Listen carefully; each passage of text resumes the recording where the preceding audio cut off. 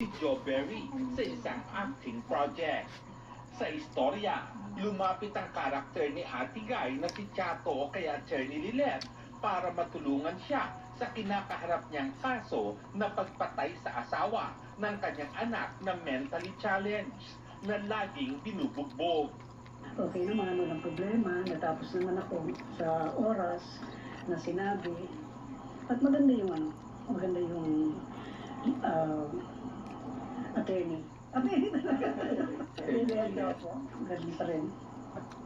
Saka mabait pa rin. Buwisnis.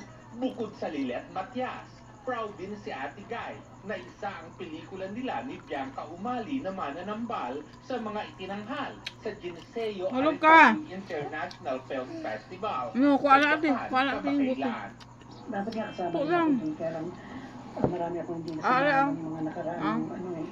Mm. Kaya ng mga karangalan. Ito, ayan na. Patuloy ang Hoy, pagdating ayan ng na. mga alok sa superstar Ayan na. para sa mga pelikula. Pinag-iisipan pa. Kung anong istorya yung mamagay. Maingat daw si Ate Guy sa pagtanggap ng projects dahil gusto rin niyang ingatan ang kanyang health. Okay naman ako. Kaya lang minsan, dahil nga dun sa nakaraan, palagi ako na ospital. Pero ngayon okay na ako. Wala na akong problema.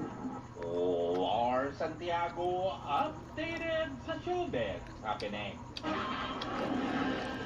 Susunod, aberya sa ipinadalang balikbayan box na hanggang ngayon ay hindi pa rin natatanggap ni Ginulo kay Kapuso Action Man. Ang pag-uwi ng mga labi ng 3 Pilipinong nasawi Ito si Kuya Mang. at ang mga pasabog na dapat abangan sa